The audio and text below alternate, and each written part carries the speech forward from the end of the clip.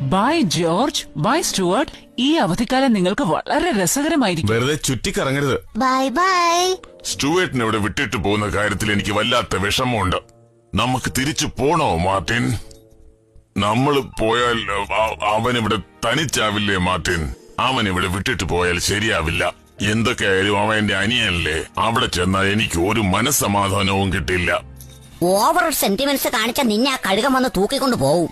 മര്യാദയ്ക്ക് ഇവിടെ എങ്ങനെ നിന്നാ നല്ല ആഹാരമെങ്കിലും കിട്ടും. അത് ശരിയാ, നല്ല ആഹാരം കിട്ടുന്നുള്ളത് സത്യമാണ്. അത് മാത്രമല്ല നല്ല ഫേസുകളും കിട്ടും. എന്നെ വിശ്വസിച്ചാ വരുന്നത്. സ്നോബൽ എങ്ങോട്ടാ പോകുന്നത്? അല്ല, ആ പൂച്ച ഏതാ? ചിലപ്പോ അവന്റെ ഫ്രണ്ട് ആയിരിക്കും.